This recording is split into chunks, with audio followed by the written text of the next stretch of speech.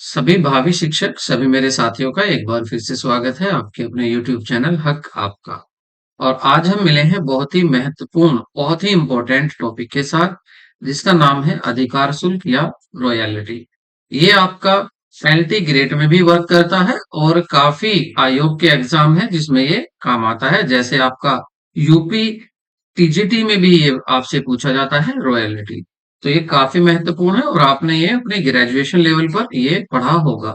तो उसी को जो आपने पढ़ा है उसी को रिवाइज करना है, लेकिन आज हम ये सोचकर रिवाइज कर रहे हैं कि फर्स्ट टाइम हम इसको पढ़ रहे हैं। हमें कुछ भी इसका नहीं छोड़ना है, जीरो से इसको लास्ट तक हमें देखना है। लगता है कुछ को क्या लगता है कि कुछ बोर हो जाते हैं, उनको हैबिट क्या है, उनकी हैबिट बनी हुई है कि केवल सर बस 40 मिनट, सर बस 30 मिनट में चैप्टर आपका जो भी टॉपिक है उसको फिनिश कर दो। लेकिन ऐसा नहीं होता। सफलता के लिए अगर आप मास्टर करना चाह रहे हैं, आप मास्टरी करना चाह रहे हैं, मास्टर बनना चाह रहे हैं आप इसके अधिकार शुल्क के, तो आपको इसकी डीपली नॉलेज होनी जरूरी है। और आयोग भी आपसे यही चाहता है, वो पूछना चाहता है क्या रॉयल्टी ये समझता भी है या रट के आया हुआ है।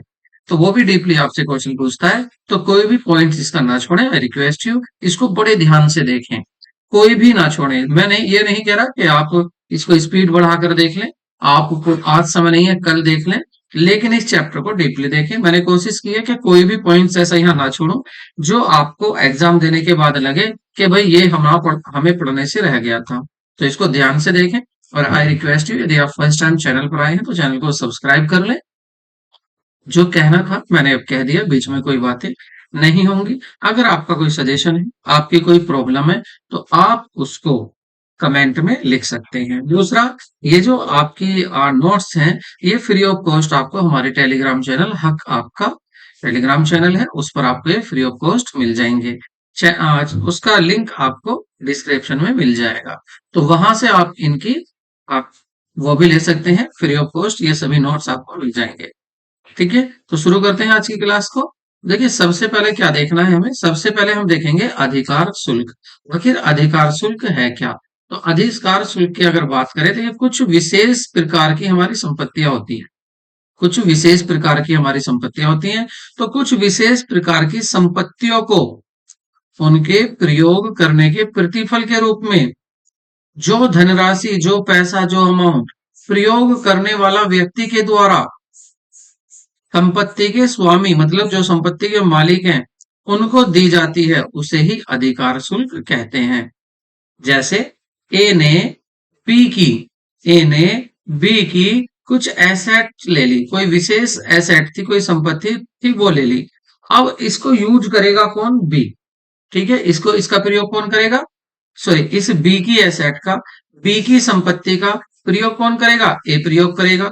तो यहां पर जो ये ए प्रयोग करेगा इसका, तो ए बदले में जो पैसा इसको देगा उसको क्या बोलेंगे, रॉयल्टी बोलेंगे। ठीक है, एग्जाम्पल देख लेते हैं इसका। जैसे खान माइंस का जो स्वामी होगा, वो खनिज पदार्थ निकालने वाले व्यवसायी से मिलने वाली धनराशि, भाई जो खान का माइंस का स्वामी है उसको मिलेगा पैसा, कहां से मिलेगा, जो व्यवसायी होगा, जो व्यवसाय करेगा उससे, जो उससे खनिज निकालेगा, जो खनिज पदार्थ निकालेगा उस खान से, उस खान के व्यवसायी द्वारा दिया जाएगा पैसा स्वामी को। या फिर कोई पुस्तक का लेखक हो सकता है, पुस्तक का जो लेखक है उसको प्रकाशक से मिलने वाली धनराशि, जो प्रकाशक है आपका पब्लिशर है, पब्लिशर क्या करेगा, जो राइटर था बुक का, उसके बुक के राइटर को जो पैसा देगा बदले में, तो वो क्या होगी, रॉयल्टी होगी, अधिकार शुल्क होगा। या फिर किसी गुप्त विधि, सीक्रेट प्रोसेस के स्वामी को, कोई किसी गुप्त विधि या सीक्रेट प्रोसेस का स्वामी है कोई, उसे प्रयोग करने वाले से मिलने वाली धनराशि, भाई उसकी गुप्त विधि को जो भी प्रयोग करेगा तो स्वामी को जो राशि मिलेगी वो क्या होगी, अधिकार शुल्क होगा। और पेटेंट के स्वामी को, अगर किसी ने अपना पेटेंट कराया हुआ है तो पेटेंट के स्वामी को, पेटेंट को यूज करने वाले से जो धनराशि मिलेगी वो भी, ये सभी क्या होंगे, ये सभी आपके अधिकार शुल्क या रॉयल्टी होंगे। सभी क्या होंगे, रॉयल्टी या अधिकार शुल्क होंगे। ठीक है, तो ये हुआ आपका अधिकार शुल्क। तो अधिकार शुल्क क्या है, किसी विशेष संपत्ति के प्रयोग करने से जो बदले में राशि मिलती है किसको?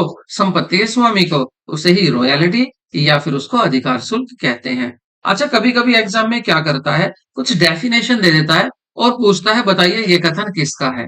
तो इसलिए कुछ इंपॉर्टेंट डेफिनेशन है, मैंने सभी नहीं, लेकिन कुछ मैंने डेफिनेशन, कुछ आपकी जो परिभाषाएं हैं वो मैंने यहाँ पर आपके लिए लेकर आया हूँ, जिनको पूछ लिया जाता है। तो देखिए, जे आर बॉटली बॉय है, इनकी पूछ ली जाती है। तो जे आर बाटली बॉय ने क्या कहा है? जे आर बाटली बॉय ने कहा है कि अधिकार शुल्क से अभिप्राय है उस धनराशि से, उस धनराशि से है जो एक व्यक्ति के द्वारा दूसरे व्यक्ति को उसके द्वारा दिए गए विशेष अधिकार के प्रतिफल के में देय होती है। एक व्यक्ति दूसरे व्यक्ति को, जब एक व्यक्ति विशेष अधिकार ले लेता है किसी संपत्ति का, तो संपत्ति के स्वामी को जो बदले में प्रतिफल दिया होता है उसे, जैसे एक पुस्तक का प्रकाशित करने का अधिकार, एक पुस्तक को पब्लिश करने का अधिकार, एक पेटेंट वस्तु बनाने या बेचने का अधिकार, या खान को खोदने का अधिकार, ये सब क्या होगा? ये आपकी क्या कहती है? अधिकार शुल्क होता है। तो आप याद रखें, जब एक व्यक्ति दूसरे के द्वारा, देखिए मैं इसको हाईलाइट कर देता हूं, हाईलाइट किसको कर देता हूं? मैं उसको कर देता हूं जो पॉइंट्स आपको यहाँ याद रखना है, जो बॉटली बॉय को अलग करेगा दूसरों से। तो कौन सा होगा? तो देखिए आपको ये याद रखना है यहाँ पर, एक विशेष, एक व्यक्ति से, किसको करना है आपको? एक व्यक्ति से, इसको हम हाईलाइट कर लेते हैं। तो यहां से देखेंगे, एक व्यक्ति के द्वारा, एक व्यक्ति के द्वारा दूसरे व्यक्ति को, एक व्यक्ति के द्वारा दूसरे व्यक्ति, एक व्यक्ति के द्वारा दूसरे व्यक्ति को उसके द्वारा दिए गए विशेष अधिकार के प्रतिफल में देय होती है। ठीक है, तो यह है अधिकार शुल्क। एक व्यक्ति के जब अधिकार ले रहा है वो उसको यूज करने का, तो उसके बदले में जो राशि दी जा रही है वो है आपकी अधिकार शुल्क। तो ये लाइन ऐसी है जो बॉटली बॉय ने ही कही है। ठीक है, नेक्स्ट देख लेते हैं और कौन से इंपोर्टेंट राइटर है। बस दो ही राइटर है जिनको पूछ लेते हैं। एक है विलियम पिकल्स। तो विलियम पिकल्स के भी देख लेते हैं, इसने क्या कहा है। इन्होंने कहा है किसी संपत्ति के प्रयोग के संबंध में, किसी संपत्ति के प्रयोग के संबंध में एक व्यक्ति को दे पारिश्रमिक। अब देखिए उन्होंने कह दिया पारिश्रमिक, इन्होंने क्या कहा है? पारिश्रमिक कहा है। तो एक व्यक्ति, एक व्यक्ति को दे पारिश्रमिक, उसके अधिकार शुल्क होता है। किसी संपत्ति के प्रयोग के संबंध में एक व्यक्ति के द्वारा दिया गया पारिश्रमिक क्या होता है? अधिकार शुल्क होता है। चाहे उस संपत्ति को उस व्यक्ति से किराए पर लिया गया हो या फिर खरीद लिया गया हो। इस इन्होंने देखो खरीदने को भी कह दिया, इन्होंने ये भी कह दिया कि अगर आपने खरीद भी लिया उसको तो भी वो क्या होगा? वो कह रहे हैं अधिकार शुल्क, क्योंकि अधिकार तो उसमें भी मिल गया ना यूज करने का। इस धनराशि की गणना उस संपत्ति के प्रयोग में हुए उत्पादन या फिर बिक्री की मात्रा से की जाती है। जैसे आपने कोई खान ले ली, तो खान में से जो आप खनिज पदार्थ निकालेंगे उसको बिक्री जो होगी, उस बिक्री के आधार पर, उसकी बिक्री की जो मात्रा है, जितनी बिक्री होगी उसके आधार पर ही उसको अधिकार शुल्क दिया जाता है, जो उसका मालिक होता है संपत्ति का। तो देखिए यहाँ पर ये जो परिभाषाएं थी, अब इसके आधार पर आप क्या कह सकते हैं? तो सीधा सा निकल कर एक ही बात आ रही है कि अधिकार शुल्क क्या है?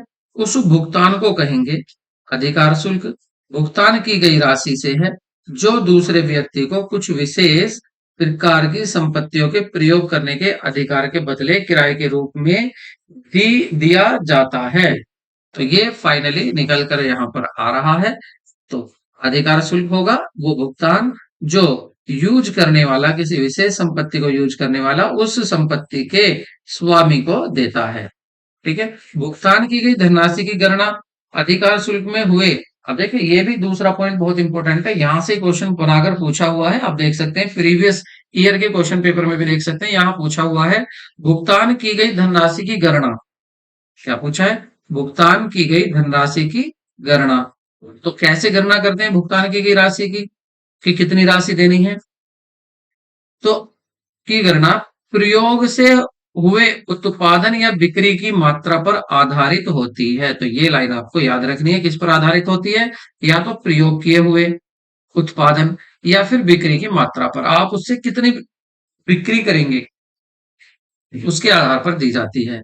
ऐसी संपत्ति खान हो सकती है, पेटेंट हो सकती है, कॉपीराइट हो सकती है, व्यापार चिन्ह ट्रेडमार्क हो सकता है, गुप्त निर्माण विधि सीक्रेट मैन्युफैक्चर प्रोसेस हो सकती है, या फिर यांत्रिक ज्ञान हो सकता है। ठीक है, यांत्रिक ज्ञान हो सकता है। ये सब क्या होते हैं, इन ये सब वो संपत्तियां हैं जिनको यूज करने से अधिकार शुल्क देना होता है। कौन कौन सी संपत्तियां थी, आप इनको एक बार जरूर देख लें। विशेष प्रकार की यही संपत्तियां हैं। तो आई होप आपको क्लियर हो गया होगा कि अधिकार शुल्क क्या है। इसको आप एक बार फिर देख ले और फिर समझे अच्छे। अधिकार शुल्क ये होता है, आप अपने वर्ड में भी इसको एक लाइन में यहाँ अपने नोट्स में लिख सकते हैं कि ओहो हम समझ गए अधिकार शुल्क क्या होता है, ये होता है। और वही पॉइंट्स आपको याद रखना है। नेक्स्ट देखते हैं आगे। और यहाँ पर हम देखेंगे कुछ क्या है, कुछ नाम दिए हुए हैं। आप उन नाम से बिल्कुल वाकिफ हो जाएं, बिल्कुल नॉन हो जाएं, आप फैमिलियर हो जाएं, उनको अच्छे से आप याद कर लें वो कौन कौन से नाम है। जैसे खानों के स्वामी को क्या कहते हैं, जमींदार कहते हैं। अगर कोई खान का स्वामी है तो उसको क्या कहेंगे, जमींदार कहेंगे। और इंग्लिश में कहेंगे उसको लैंडलॉर्ड। ठीक है, तो उसको लैंडलॉर्ड कहते हैं। कॉपीराइट के स्वामी को क्या कहेंगे, कॉपीराइट के स्वामी को क्या कहेंगे, लेखक। तो कॉपीराइट के स्वामी को क्या कहते हैं, लेखक कहते हैं। ये भी आप याद रखिए।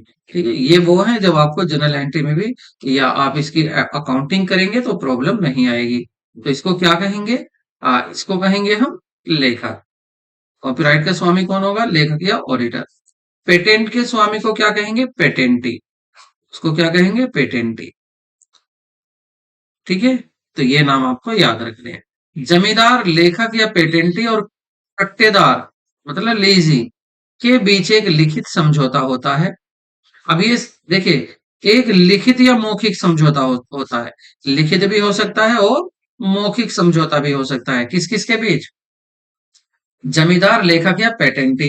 एक तरफ तो ये हो गए, ये कौन है, सब एक तरह से स्वामी है। और एक होता है आपका पट्टेदार। पट्टेदार कौन है, लीजी। ये वो है जो संपत्ति को ले रहा है यूज करने के लिए, जो अधिकार शुल्क देगा।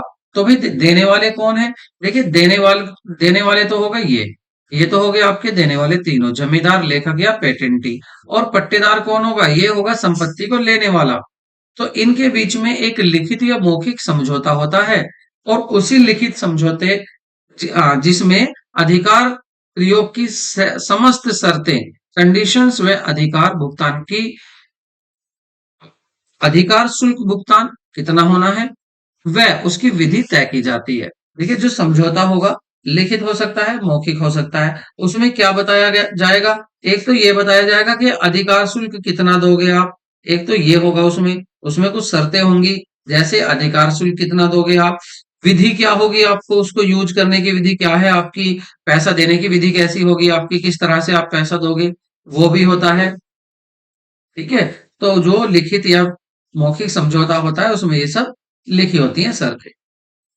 लेकिन यह समझौता देखिए लिखित भी हो सकता है और आपका मौखिक भी। लेकिन ये कहा जाता है कि अगर भविष्य में आपसी झगड़े से बचने के लिए कोई प्रॉब्लम ना हो तो इसलिए आपको क्या करना चाहिए, आपको लिखित समझौता ही अधिक उचित उचित व न्यायपूर्ण रहता है। अच्छा क्या माना जाता है, लिखित समझौता। इसीलिए लिखित समझौता कर लेना चाहिए। ये तो सेम किसकी तरह हो गया, ये तो सेम पार्टनरशिप की तरह हो गया। जैसे पार्टनरशिप में जो आपका एग्रीमेंट होता है वो ओरल भी हो सकता है, लिखित भी हो सकता है, मौखिक भी। बट लिखित जो होता है वही न्यायालय में मान्य होता है, इसलिए लिखित करना जरूरी होता है। कंपलसरी नहीं होता वहां, ऐसे यहाँ कंपलसरी नहीं है। लेकिन क्या है, अगर आप इसको कर लेंगे तो बहुत ही अच्छा होगा आगे प्रॉब्लम से बचने के लिए। तो आई होप यहाँ तक क्लियर होगा।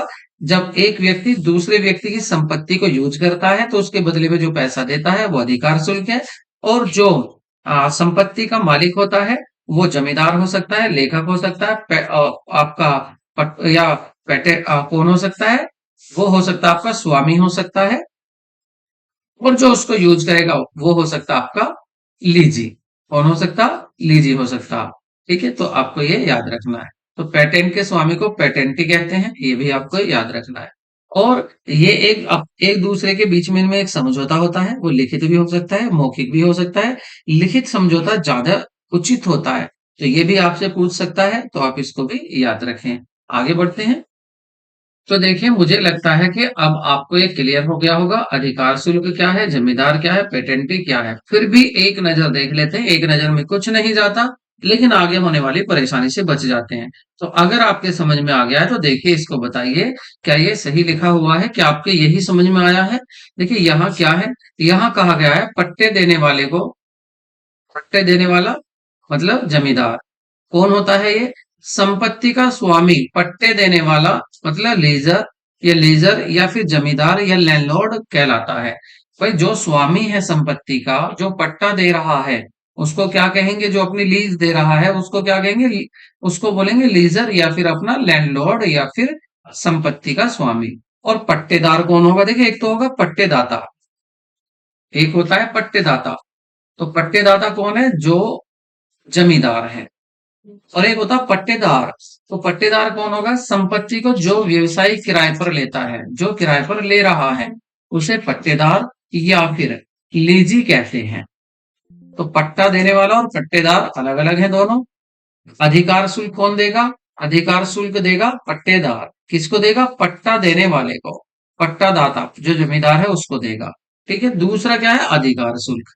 अब खानों की दशा में अगर खानों की बात करें तो जो पट्टेदार होगा उसके द्वारा किए गए उत्पादन की मात्रा पर, देखिए ये फिर मैं आपसे कह रहा हूं, ये वेरी इंपॉर्टेंट लाइन है, इसको आप अच्छे से याद कर लें।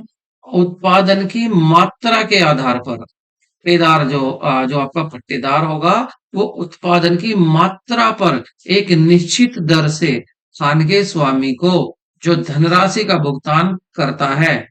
ठीक है, ये आपको याद रखना है। कौन? जो, फिर देख लें कि जो पट्टेदार पट्टेदार उत्पादन की मात्रा पर एक निश्चित दर से खान के स्वामी को या खान के मालिक को जो धनराशि देता है उसे ही क्या कहते हैं? अधिकार शुल्क कहते हैं।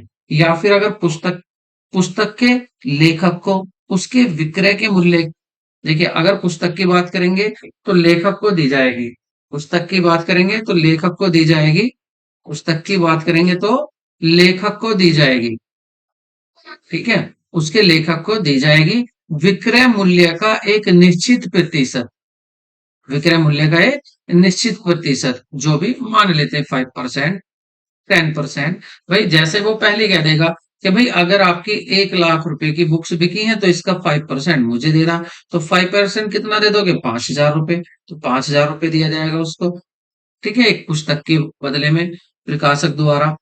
इसी प्रकार पेटेंटी की बात करें तो पेटेंटी को पेटेंट प्रयोग करने वाले से मिलने वाली एक मुश्त राशि, वार्षिक धनराशि दी जाती है।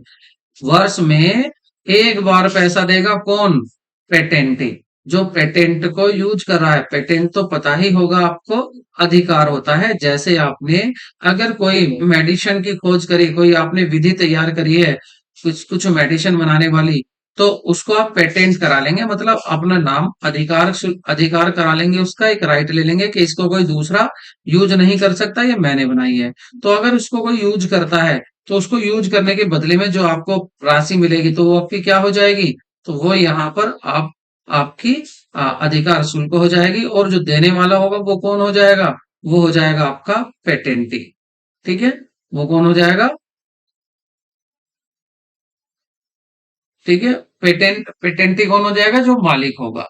ठीक है, तो यहाँ पर आई होप आपको ये क्लियर हो गया होगा। एक नया नाम और आता है जो आपको याद रखना है अच्छे से, न्यूनतम किराया या मिनिमम रेंट। ये वेरी इंपॉर्टेंट है, इसको ध्यान दें। विशेष रूप से यह सब खान से संबंधित है, जो माइंस होती हैं उन खान से संबंधित होता है। ये पहली बात तो आपको ये याद रखना है। खान से संबंधित ये क्या है? आपका शब्द है। अधिकार शुल्क पट्टे मतलब रॉयल्टी लीज में खान का स्वामी द्वारा, किसकी बात हो रही है? यहां बात हो रही है अधिकार शुल्क पट्टे में खान का स्वामी पट्टेदार से, एक देखो, एक तो है स्वामी, एक है कौन? पट्टेदार से यह समझौता करता है कि वास्तविक अधिकार शुल्क की धनराशि एक निश्चित धनराशि से कम होने की दशा में जमींदार एक निश्चित धनराशि अवश्य लेगा। इसी धनराशि को न्यूनतम किराया कहते हैं। एक क्या है? देखिए इसको समझते हैं, या फिर इसको मसत या अनिवार्य किराया, या तो मृत, ये मृत होता है, मृत ये क्या होता है, ये मृत होता है, इसको आप मृत कर लें। मृत या अनिवार्य किराया, डेड रेंट कहते हैं इसको, इसको क्या बोलते हैं, डेड रेंट कहते हैं, या फिर एक निश्चित किराया मतलब फिक्स रेंट कहते हैं, या इसको सम किराया, फ्लैट रेंट कहते हैं। ये सभी नाम आपको याद रखने हैं। न्यूनतम किराए की व्यवस्था पट्टेदार को अधिक उत्पादन करने को प्रोत्साहित करती है। देखिए बात समझिए, बात यह है आपका, यहां पर एक ए है और एक है आपका बी। पट्टा था बी का, किसका पट्टा था, बी का पट्टा था। इसकी मतलब ये एसेट है, ये क्या है, इसकी एसेट है। इस एसेट को कौन ले लेता है, ये ले लेता है ए। और ए इससे कहता है कि देखिए आपको अधिकार, ए क्या है, ए को अधिकार मिल जाता है इस एसेट का। तो एसेट यहां से कहां पहुंच गई, अब एसेट आ गई ए के पास, अब ए इसको यूज करेगा, तो इसके बदले में ए इसको पैसा देगा बी को। तो बी क्या करता है, बी कहता है कि देखो भाई कम से कम आपको 10,000 रुपए देने ही हैं, इसका किराया आपको 10,000 रुपए देने ही हैं। अब चाहे आप ये कब होगा, ये तब होगा अगर आप बहुत कम कमाते हो, बहुत कम उत्पादन करते हो, तब हो सकता है इससे ज्यादा भी देना हो।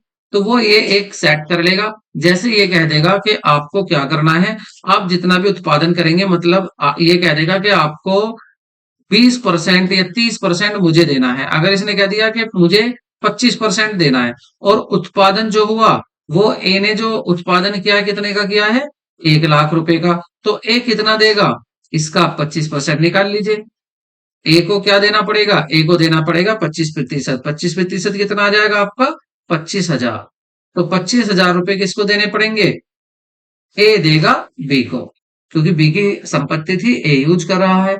तो देखिए यहां पर ये बात नहीं थी जो हम समझा रहे थे, बात ये थी कि अगर इसको 1,00,000 से 1,00,000 का उत्पादन ये नहीं करता, मान लेते हैं इसको, रियल में होता क्या है कि रियल जो एक्चुअल जो उत्पादन होता है, प्रोडक्शन होता है, वो केवल कितना होता है, मान लेते हैं वो कुल 20,000 रुपए का होता है। कितने का होता है, 20,000 रुपए का होता है। तो अब 20,000 रुपए का ए बी को कितना देगा, तो 20,000 का निकाल लीजिए आप, 25% कितना आ जाएगा, तो 5,000। तो कितना आया, 5,000। तो 5,000 रुपए ए किसको देगा, बी को। तो यहां पर भी इस कंडीशन को देखते हुए उससे पहले ही बोल देगा कि देखो भाई मुझे कम से कम 10,000 रुपए चाहिए, मुझे कुछ नहीं पता आप कमाइए या मत कमाइए, मुझे तो कम से कम 10,000 रुपए चाहिए। और या दो ऑप्शन होते हैं बी के पास, कि या तो जो आप उत्पादन करोगे उसका 25% देना, और अगर वो 10,000 रुपए से कम हो तो फिर मैं 10,000 रुपए लूंगा। देखिए यहाँ पर ए और बी के बीच क्या समझौता हुआ है, बी ने कह दिया कि भाई देखो मुझे कम से कम, क्या कह दिया इसने, मुझे कम से कम मतलब न्यूनतम, जो न्यूनतम पैसा चाहिए, न्यूनतम राशि जो चाहिए, इसने बी ने कह दिया वो मुझे चाहिए न्यूनतम 10,000। इससे कम मैं आपसे रॉयल्टी नहीं लूंगा, मुझे इतनी रॉयल्टी जरूर चाहिए, इससे कम मत देना।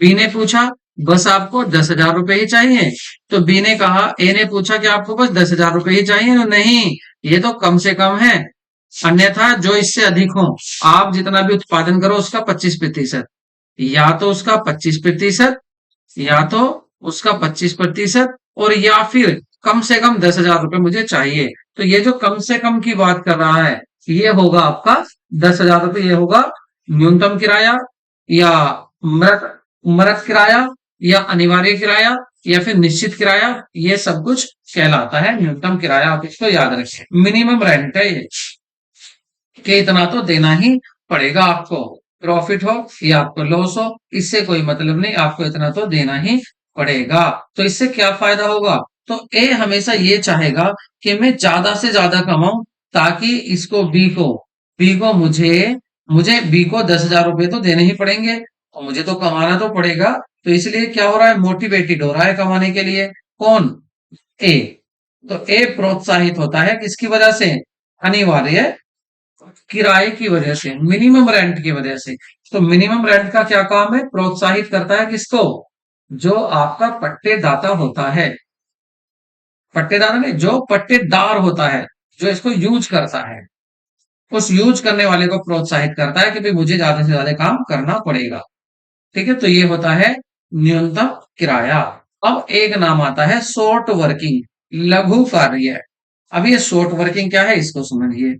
देखिए, जब कम उत्पादन के कारण, ऐसा भी तो हो सकता है कि उत्पादन कम हुआ हो, ठीक है, उत्पादन कम हुआ हो, तो कम उत्पादन के कारण वास्तविक अधिकार, जो वास्तविक अधिकार एक्चुअल शुल्क, अधिकार शुल्क है, एक्चुअल रॉयल्टी है, की धनराशि, की धनराशि न्यूनतम किराए से, न्यूनतम किराए से कम रह जाती है, न्यूनतम किराए से कम होती है, तो इसी कमी को लघु कार्य कहते हैं। देखिए, इसको मैथमेटिकल रूप में समझते हैं, क्या यहां पर समझाया गया है। देखिए, यहां पर क्या कहा गया है, यहां पर यह कहा गया है कि देखिए, आपका जो था एक तरफ तो था, एक तरफ क्या था, एक तरफ था आपका, इसने कहा कि वास्तविक शुल्क की कमी। देखिए, एक तरफ है आपकी रॉयल्टी, एक तरफ क्या है आपकी रॉयल्टी, एक तरफ तो है आपकी रॉयल्टी, और रॉयल्टी ज्यादा हो गई, रॉयल्टी क्या है, ज्यादा हो गई नहीं, रॉयल्टी कम हो गई, रॉयल्टी क्या हो गई, कम हो गई, रॉयल्टी कम है, किससे, मिनिमम रेंट से, किससे, मिनिमम मिनिमम, मिनिमम रेंट से, मिनिमम रेंट से क्या कम है, रॉयल्टी कम है। ठीक है, इसको भी लिख देते हैं, एक्चुअल जो अधिकार शुल्क है, जो आपका एक्चुअल रेंट है, एक्चुअल रेंट है वो कम है, एक्चुअल रेंट कितना है, कम। भाई रियल में तो जो आपका उत्पादन हुआ है ना, उसके हिसाब से हम परसेंटेज निकालें तो ये आ रहा है कुल 5,000 रुपए, ये आ रहा है कुल 5,000 रुपए, लेकिन वहां पर जो संपत्ति देने वाला था, जिसने संपत्ति दी थी किराए पर, उसने कहा था कि मिनिमम मुझे चाहिए 10,000 रुपए, मिनिमम कितने चाहिए, 10,000 रुपए। तो अब आप देखिए, क्या कम है क्या ज्यादा है, तो भाई देखो रियल में जो आ रहा है वो तो है कम, वो है कुल 5,000 रुपए, और मिनिमम रेंट कितना है भाई, ये तो देना पड़ेगा ही, बेशक कम हो, 10,000 रुपए। तो ये जो अंतर आ रहा है, इस अंतर को ही क्या बोलते हैं हम, इस अंतर को ही हम शॉर्ट वर्किंग कहते हैं, क्या कहते हैं, शॉर्ट वर्किंग कहते हैं। क्या बोलते हैं इसको, शॉर्ट वर्किंग, मतलब इसको बोलते हैं लघु कार्य। क्या है ये, लघु कार्य।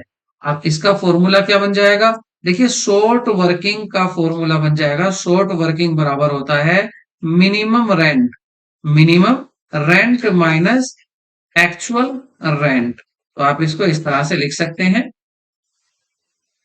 फॉर्मूले बेसिस में भी आप इसको लिख सकते हैं, और भी अच्छे से समझ में आ जाएगा। तो आप क्या लिख सकते हैं, शॉर्ट वर्किंग मतलब minimum rent minus actual royalty. जैसे हमने अभी एग्जांपल लिया था, मिनिमम रेंट कितना था, मिनिमम रेंट था आपका 10,000 रुपए, जो फिक्स है, ये तो आपको देने ही पड़ेंगे उत्पादन कितना भी हो, और माइनस एक्चुअल जो रेंट हुआ था वो कितना था, 5,000 रुपए हुआ था एक्चुअल में रेंट। तो यहां पर शॉर्ट वर्किंग कितना आ जाएगा, तो इन दोनों का डिफरेंस आ जाएगा, शॉर्ट वर्किंग 5,000। तो देखिए, शॉर्ट वर्किंग आपको अब क्लियर हो गया होगा कि शॉर्ट वर्किंग क्या होता है। ठीक है, तो अब आप बताइए कि ये शॉर्ट वर्किंग अच्छा है किसकी, किसकी नजर से, देखिए आप देखिए, जो पट्टेदार है, जो पट्टे को किराए पर ले रहा है, क्या उसकी तरफ से ये अच्छा होगा, शॉर्ट वर्किंग आना चाहिए, नहीं आना चाहिए। इतना तो उत्पादन होना चाहिए कि उसका एक्चुअल रेंट ज्यादा आए। भाई वो जब ज्यादा किराया जाएगा तो सीधी बात है वो ज्यादा उत्पादन कर रहा है, तो शॉर्ट वर्किंग उसके लिए अच्छा नहीं होता है। खैर, आपको याद रखना है, short working is equal to minimum rent minus actual, minimum rent minus actual rent. कम से कम किराया जब ज्यादा हो जाता है आपके रियल उत्पादन से, रियल किराए से, तो फिर वो आपका शॉर्ट वर्किंग या फिर हिंदी में लघु कार्य होता है। ठीक है, तो आगे बढ़ते हैं। अच्छा, हिंदी में भी लिख लेते हैं इसको। तो देखिए, एक यहां पर जब शॉर्ट वर्किंग आता है, ठीक है, एक हो गया शॉर्ट वर्किंग और एक हो गया आपका सरप्लस। अब ये दोनों आपको पता तो हो गया क्या है।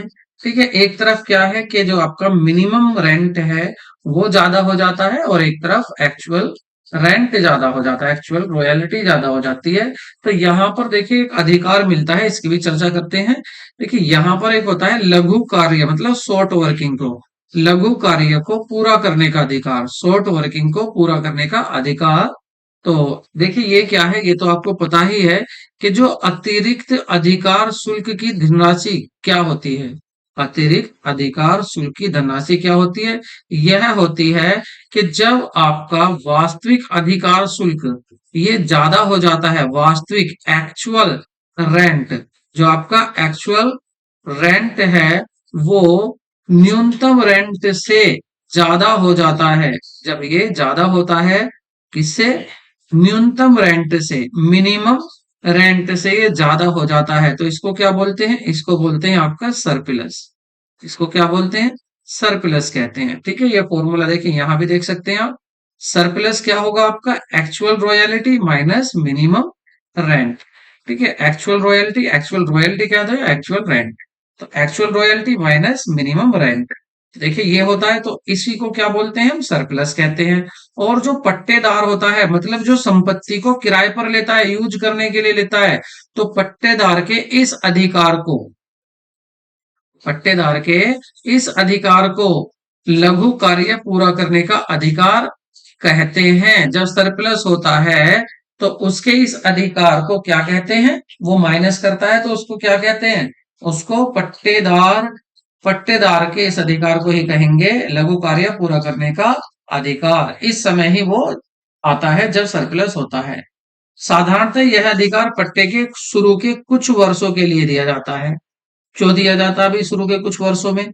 क्योंकि जब जो शुरू के वर्ष होते हैं, प्रारंभिक समय में खानों से खनिज उत्पादन जो होता है थोड़ा सा कम होता है, उसमें शुरू करने में समय ज्यादा बर्बाद हो जाता है किसी भी काम को। ये तो आपको पता ही है कि जिस काम को हम शुरू करते हैं तो शुरू करने में थोड़ा सा काम, थोड़ा समय बर्बाद हो जाता है, काम उतना नहीं हो पाता। और अगर होता भी है तो उस कुशलता से नहीं होता, उस गति से नहीं होता। तो इस वजह से क्या होता है कार्य, इस वजह से क्या आ जाता है? लघु कार्य मतलब शॉर्ट वर्किंग हो जाता है, कम उत्पादन हो पाता है। तो इसको पूरा करने का अधिकार पट्टेदार को दे दिया जाता है कि आप कुछ वर्षों तक इसको पूरा कर सकते हैं। तो इसी को क्या कहते हैं? इसी को कहते हैं लघु कार्य पूरा करने का अधिकार। जैसे मिस्टर ए है, मिस्टर ए ने संपत्ति ले ली किसकी? मिस्टर बी की। मिस्टर बी की संपत्ति ले ली है, संपत्ति किसके पास आ गई है? ए के पास संपत्ति आ गई है। तो देखिए शुरू में जो शुरू के वर्ष होंगे उसमें ए को उतना उत्पादन नहीं होगा जितना होना चाहिए। तो इतना उत्पादन जब नहीं होगा या फिर उस गति से नहीं होगा, तो देखिए इसको देखना पड़ जाएगा शॉर्ट वर्किंग, जो कि अच्छा नहीं होता शॉर्ट वर्किंग। तो शॉर्ट वर्किंग जब हो गया तो इसको पूरा करने के लिए, इस शॉर्ट वर्किंग को पूरा करने के लिए इसे कुछ समय दिया जाएगा।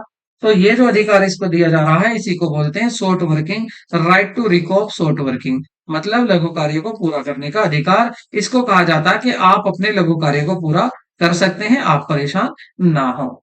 तो एग्जाम्पल दोनों के सामने है, शॉर्ट वर्किंग कब होता है और सरप्लस कब होता है। ठीक है, तो हमने देख लिया आपका रॉयल्टी क्या है, मिनिमम रेंट क्या है, सरप्लस क्या होता है, पेटेंटी कौन होता है, ये आपका लीजर कौन होता है, पट्टेदार कौन, पट्टेदाता, ये सब अब हम समझ गए हैं। अब ये और देख लेते हैं कि अधिकार शुल्क जो होते हैं कितने तरह के होते हैं, ये भी हमसे पूछ लिया जाता है। तो देखिए अधिकार शुल्क विभिन्न प्रकार के हो सकते हैं। कौन कौन से होंगे? खान से संबंधित अधिकार शुल्क हो सकता है, पेटेंट से संबंधित अधिकार शुल्क हो सकता है, कॉपीराइट से संबंधित अधिकार शुल्क हो सकता है, तेल के कुओं से संबंधित अधिकार शुल्क हो सकता है, और आपका ईंट बनाने से संबंधित अधिकार शुल्क हो सकता है, उत्पादन या बिक्री पर अधिकार शुल्क हो सकता है, ट्रेडमार्क से संबंधित अधिकार शुल्क हो सकता है, मशीन, गुप्त प्रक्रिया, तकनीकी ज्ञान आदि से संबंधित अधिकार शुल्क हो सकता है। तो ये हमारे अधिकार शुल्क हो सकते हैं। अब हम देखेंगे सबसे पहले अगर अकाउंटिंग करने चलेंगे तो सबसे पहले आता है खान से संबंधित अधिकार शुल्क लेखे किस तरह से किए जाते हैं। Accounting record related to the mining royalty, तो किस तरह से किए जाते हैं, किस तरह से किए जाते हैं ये अब हम देखते हैं। अकाउंटिंग करने से पहले हम क्या करते हैं, तीन कंडीशन देख लेते हैं जिसकी हेल्प से हम अकाउंटिंग को समझेंगे। ठीक है, तीनों कंडीशन क्या हो सकती है देखिए।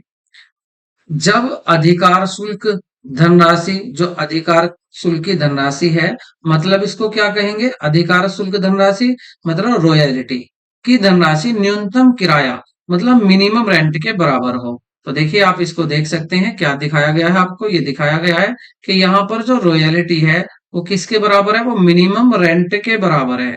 रॉयल्टी मिनिमम रेंट के बराबर है। एक कंडीशन तो आपके सामने ऐसी हो सकती है। तो आप कैसे कैसे अकाउंटिंग करेंगे ये देखेंगे हम। दूसरा हो सकता है जब हमारी रॉयल्टी कम हो जाती है, किससे, मिनिमम रेंट से, मिनिमम रेंट से कम हो जाती है, तो तब हम एंट्री क्या करेंगे, अकाउंट्स कैसे बनाएंगे अपने। और थर्ड कंडीशन हो जाती है जब अधिकार शुल्क की धनराशि, जो रॉयल्टी है, अब की बात रॉयल्टी क्या होगी, वो ज्यादा होगी, किससे, मिनिमम रेंट से ज्यादा हो जाएगी, तो आपके लेखे क्या होंगे, तो आपकी अकाउंटिंग कैसे होगी। तो ये तीन कंडीशन होती हैं। तो सबसे पहले हम देखेंगे अपनी पहली कंडीशन को देखते हैं, और वो भी किसके यहाँ पर अकाउंटिंग करेंगे, हम करेंगे किसके यहाँ पर करेंगे, पट्टेदार की पुस्तकों में। पट्टेदार को क्या बोलते हैं, लीजी। अब पट्टेदार कौन होता है, पट्टेदार होता है आपका जिसने एसेट ली है, जो एसेट को यूज करेगा, मालिक नहीं, स्वामी नहीं, पट्टादाता नहीं, पट्टादार, मतलब जो हमारी एसेट को यूज करेगा, तो वो हमें बदले में क्या देगा, हमें बदले में वो रॉयल्टी देगा। तो अब वो अपने यहां पर क्या काउंटिंग करेगा, लेकिन कंडीशन क्या है, you know very well that actual rent, आपका जो एक्चुअल रेंट और रॉयल्टी वो आपकी इक्वल है। इस कंडीशन में देखते हैं हम वो क्या एंट्री करेगा अपने यहां पर। ठीक है, जब दोनों चीजें बराबर होती हैं, अधिकार शुल्क और आपका मिनिमम रेंट दोनों बराबर हो, तो देखिए वो क्या करता है। अधिकार शुल्क की धनराशि जब दे होगी, ड्यू होगी, जब अधिकार शुल्क की धनराशि ड्यू होगी, मतलब उसको देने के लिए वो ड्यू कर रहा है, तो क्या जनरल एंट्री करेगा अपने यहाँ, वो रॉयल्टी को क्या करेगा, डेबिट करेगा। क्यों, रॉयल्टी उसके लिए क्या है, एक्सपेंस है। तो आपको ये भी ध्यान रखना, रॉयल्टी क्या है उसके लिए, एक्सपेंस है। और एक्सपेंस कौन सा अकाउंट हो गया हमारा, ये हमारा नॉमिनल अकाउंट होता है। नॉमिनल अकाउंट क्या कहता है कि एक्सपेंस को हम डेबिट करते हैं। दूसरा, लैंडलॉर्ड। अब लैंडलॉर्ड को आप क्या कर रहे हैं, ये आपका कौन है, ये आपका है क्रेडिटर, ये क्या है आपका, क्रेडिटर्स। और ये कौन है आपका, ये पर्सनल अकाउंट से, तो यहाँ तो वो पाने वाला है पैसा, उसको तो हमें देना है ना पैसा। तो हमारा जो रियल पर्सनल अकाउंट होता है, पर्सनल अकाउंट क्या कहता है, पर्सनल अकाउंट हमारा कहता है कि जो रिसीवर होता है, जिसको प्राप्ति होती है पैसे को, उसको हम क्रेडिट करते हैं, तो इसलिए हमने इसको क्या कर दिया, क्रेडिट। तो एंट्री याद रखें, रॉयल्टी टू लैंडलॉर्ड। कैसे याद रखेंगे, रॉयल्टी टू लैंडलॉर्ड। आपको ये नहीं देखना डेबिट क्या, आपको सीधा बोलना रॉयल्टी टू लैंडलॉर्ड। ये कब है, जब आप ड्यू करेंगे रॉयल्टी को, अभी दिया नहीं है, अभी आपने ड्यू किया है। उसके बाद जब आप अधिकार शुल्क की धनराशि का भुगतान करेंगे, जब पेमेंट करेंगे, तब क्या करेंगे आप, तो किसको पेमेंट करें, रिसीवर कौन है, रिसीवर कौन है, रिसीवर जो आपका पर्सनल अकाउंट है, कौन है वो आपका लैंडलॉर्ड। तो लैंडलॉर्ड को तो कर देंगे डेबिट, क्योंकि पर्सनल अकाउंट कहता है कि जो रिसीवर होता है, जो आपका रिसीवर होता है उसको हम क्या करते हैं, डेबिट करते हैं। तो रिसीवर को यहाँ डेबिट कर देंगे क्योंकि इसको किराया जा रहा है, और आपके पास से क्या जा रहा है, कैश कम हो रहा है। तो ये क्या है आपका, ये आपका रियल अकाउंट हो जाएगा, कैश। तो रियल अकाउंट का क्या रूल होता है, रियल अकाउंट का रूल होता है vote goes out, vote goes out credit, vote goes out credit, जो जाता है उसको हम क्रेडिट करते हैं। तो आपका कैश जा सकता है, अगर बैंक से पेमेंट करें तो आपका बैंक जा सकता है। ठीक है, तो आपको याद रखेंगे, जब रॉयल्टी ड्यू करेंगे तो क्या एंट्री होगी, royalty account debit to landlord account. और जब पेमेंट करेंगे landlord account debit to bank. अरे ये तो सिंपल आपका ऐसा है, जैसे हमने पीछे कंपनी करी थी, 12th लेवल वाली कंपनी करी थी, तो वहां भी तो ये आता था, ड्यू करते थे पहले इंटरेस्ट को, फिर देते थे, वही यहां पर चल रहा है। आगे बढ़ते हैं, तो पहले ड्यू करना देख लिया, उसके बाद हमने देख लिया पेमेंट कैसे करेंगे। ठीक है, अब ये जो आपने रॉयल्टी अकाउंट खोला है, कहां पर खोला था आपने रॉयल्टी अकाउंट, ये खोल दिया आपने, ये खोल दिया शुरू में ही रॉयल्टी अकाउंट।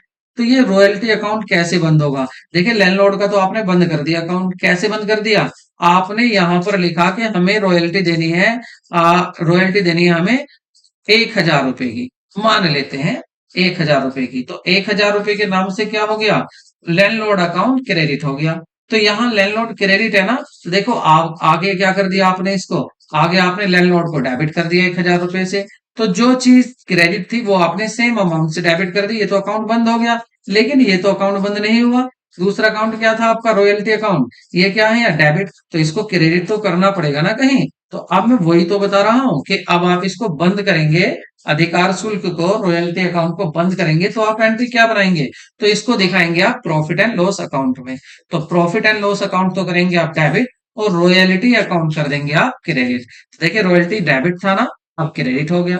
और वैसे भी यार आपको देखो पता होगा कि जितने भी हमारे एक्सपेंसेस होते हैं, जितने भी हमारे एक्सपेंसेस होते हैं, उनको हम कहाँ ट्रांसफर कर देते हैं, किससे बंद करते हैं, प्रॉफिट एंड लॉस अकाउंट से करते हैं। डेबिट जो साइड होती है हमारी, जो हमारी डेबिट साइड होती है, उसमें टोटल एक्सपेंसेस यहाँ लिख देते हैं, तो यहाँ हम अपना रॉयल्टी भी लिख देंगे, बंद हो जाएगा। तो तीनों एंट्री आपको याद रखनी है। पहली एंट्री क्या थी, ड्यू करना, दूसरा क्या था, पेमेंट करना, दूसरा क्या था, पेमेंट करना, तीसरा था क्लोज करना अकाउंट को। तो जल्दी से एक बार मेरे साथ रिवाइज कीजिए। पहली क्या थी, रॉयल्टी अकाउंट डेबिट और टू लैंडलॉर्ड अकाउंट, दूसरी क्या थी पेमेंट की, दूसरी थी लैंडलॉर्ड अकाउंट डेबिट और टू कैश या बैंक अकाउंट, और तीसरी क्या थी, profit and loss account debit to royalty account. ठीक है भाई, लेकिन अधूरा ज्ञान खतरनाक होता है।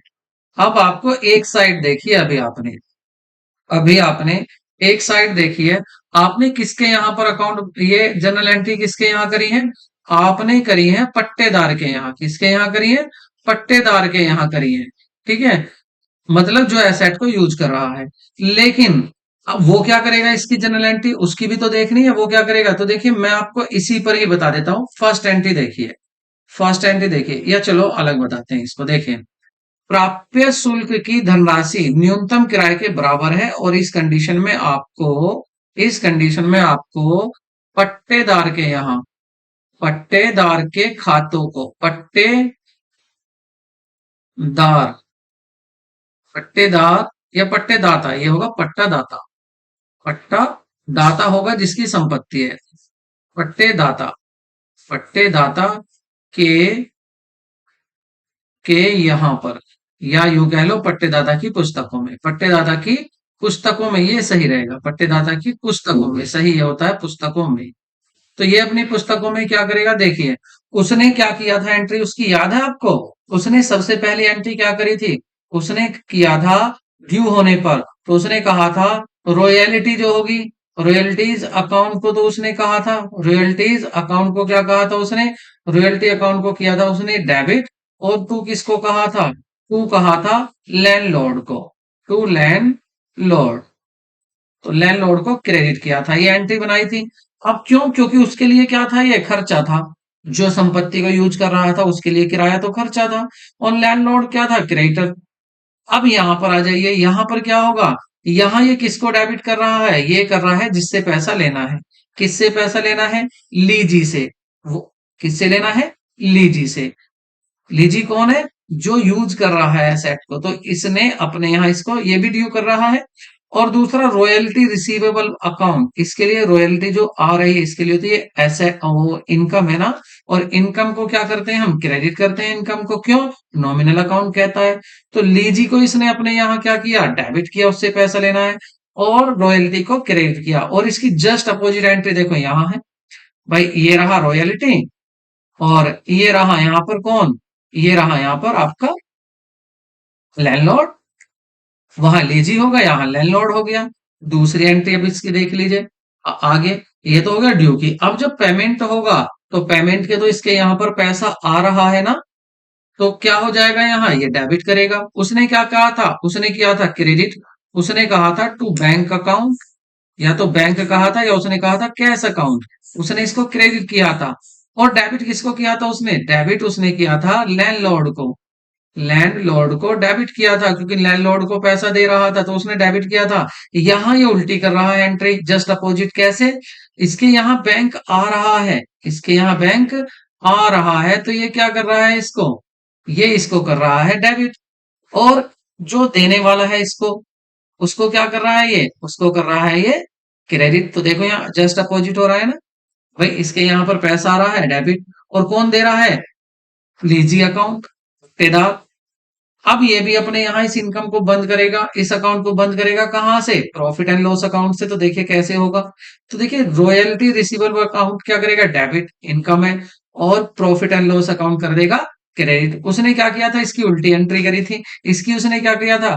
प्रॉफिट एंड लॉस अकाउंट को तो किया था डेबिट, और टू में क्या किया था? Royalty account. देखिए रॉयल्टी उसके लिए एक्सपेंस है, और इसके लिए क्या है? इनकम। तो इसलिए इसको लिखता है रिसीवेबल। तो दोनों के यहाँ एंट्री हमने देख ली। हमने किसके यहाँ देखी? पहले पहले देखी पट्टेदाता, पट्टेदार किसके यहाँ देखी? पट्टेदार मतलब लीजी के यहाँ। उसके बाद हमने एंट्री किसके यहाँ देखी? पट्टेदाता, पट्टेदाता। पट्टेदाता कौन है? लैंडलॉर्ड। कौन है ये? लैंडलॉर्ड। तो लैंडलॉर्ड के यहाँ भी हमने देख ली, दोनों के यहाँ पर एंट्री देख ली। और इसी को अक्सर पूछता है, आपसे पूछेगा जब पेमेंट होगा तब क्या होगी, अकाउंट बंद करोगे तब क्या होगी। लेकिन याद रखना, ये आपने कौन सी कंडीशन में बनाई है एंट्री? ये बनाई है जब आपकी एक्चुअल रेंट, एक्चुअल रेंट और आपका मिनिमम रेंट, एक्चुअल रेंट और मिनिमम रेंट क्या है? बराबर है। आपने इस कंडीशन को किया है। अब कंडीशन आती है आपकी जब इससे कम या ज्यादा हो सकती है, उसको हम देखेंगे नेक्स्ट पार्ट में। ठीक है, क्योंकि क्लास ज्यादा लंबी हो जाएगी, ज्यादा लंबी क्लास भी नहीं लेनी है, और आपको थोड़ा थोड़ा सा हल्की हल्की डोज देनी है। एक साथ देंगे तो वो फिर सही नहीं होगा, इसलिए हल्की हल्की डोज लीजिए। इसको एक बार फिर पढ़िए और ध्यान से यहां तक आप तैयार हो जाइए। और फिर मैं कह रहा हूं, देखिए नेक्स्ट वीडियो तभी, नेक्स्ट क्लास आपकी तभी आप देख देख पाएंगे, तभी समझ पाएंगे यदि आप इस क्लास को अच्छे से समझ लेते हैं, क्योंकि बेसिक क्लास यही थी। तो इसको अच्छे से देख लें। आगे हम मिलते हैं नेक्स्ट क्लास में, और जाने से पहले चैनल को सब्सक्राइब जरूर करें। Take care, bye.